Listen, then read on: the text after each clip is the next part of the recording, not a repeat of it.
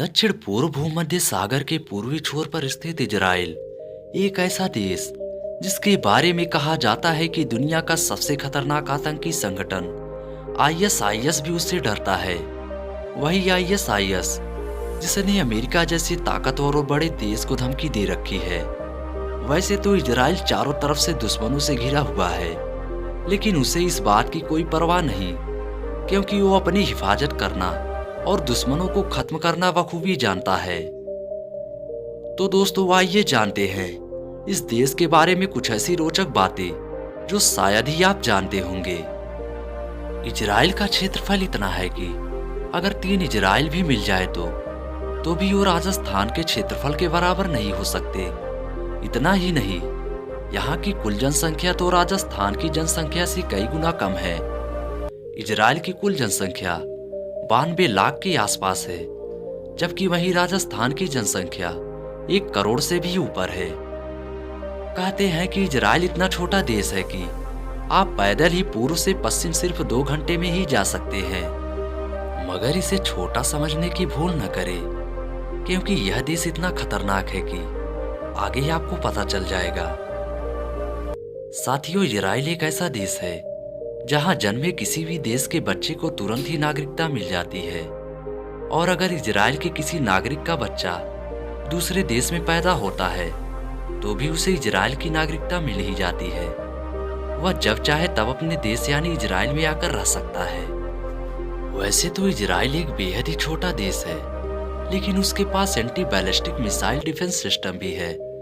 इसका फायदा यह है कि इजराइल अपनी तरफ आते किसी भी मिसाइल को रास्ते में ही मारकर गिरा सकता है। ये तो आप जानते होंगे कि महान वैज्ञानिक अल्बर्ट आइंस्टाइन एक यहूदी थे, लेकिन क्या आप ये जानते हैं कि इजराइल ने उन्हें अपने देश का राष्ट्रपति बनने की सिफारिश की थी? जी हाँ, साल 1952 में ऐसा हुआ था। हालांकि अल्बर्ट आइंस्टाइन ने उस पेशकश को ठुकरा दिया था। इजराइल दुनिया का एकमात्र ऐसा देश है जहां की महिलाओं को अनिवार्य रूप से सैन्य सेवा में काम करना जरूरी है। यहाँ कई बार महिलाएं हाथों में बड़ी बड़ी बंदूकें लिए घूमती दिख जाती हैं। दक्षिण पूर्वी भूमध्य सागर के छोर पर मौजूद इजराइल आज युद्ध के चलते चर्चाओं में है।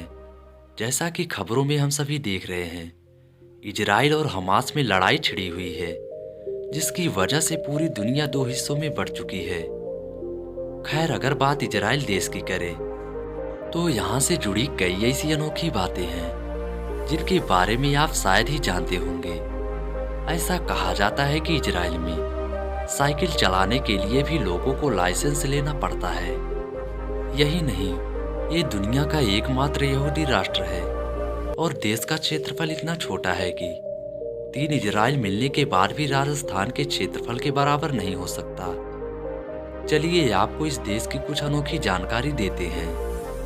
जैसे हर देश की अपनी राष्ट्रभाषा है, वैसे ही इजराइल की भी अपनी राष्ट्रभाषा है। इस देश की राष्ट्रभाषा हिब्रू है।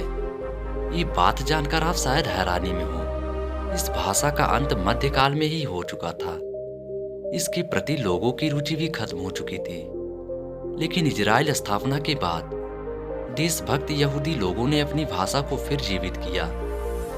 इसके बाद हिब्रू बोलने वालों की संख्या तेजी से बढ़ गई। हिब्रू को इजराइल की ऑफिशियल भाषा बना दिया गया। यातायात के नियम वैसे तो हर देश के और हर शहर के अलग अलग हैं, जिसमें गाड़ी चालक और बाइक चालक को लाइसेंस रखना बेहद जरूरी है। लेकिन इजराइल में आपको बता दूं, साइकिल चलाने वाले को भी लाइसेंस रखना पड़ता है। जी हाँ, इसे चलाने के लिए लाइसेंस होना अनिवार्य है। इजराइल हीरे के थोक सबसे बड़े व्यापार केंद्रों में आते हैं। दुनिया के किसी भी देश की तुलना में यहाँ सबसे ज्यादा हीरे की कटिंग के साथ साथ पॉलिशिंग भी की जाती है। दोस्तों, फिलिस्तीन पर ब्रिटेन शासन के दौरान अंग्रेजों ने फूट करो राज करो नीति के तहत यहूदियों के लिए अलग देश की मांग का समर्थन किया। 1948 में फिलिस्तीन के बंटवारे के साथ इजराइल का जन्म हुआ, लेकिन इजराइल और फिलिस्तीन का विवाद आज तक खत्म नहीं हुआ है। आपको बता दूं कि इजराइल दुनिया का 100वां सबसे छोटा देश है। अमेरिका के कैलिफोर्निया में इजराइल जैसे 19 देश एक साथ समा सकते हैं। इजराइल में इस समय करीब 74% आबादी यहूदियों की है। गैर यहूदियों में ज़्यादातर अरब मूल के ही लोग हैं। भारत में यहूदी आबादी करीब 6000 के करीब है। ज़्यादातर यहूदी महाराष्ट्र, बंगाल, उत्तर पूर्व के राज्यों में होते हैं।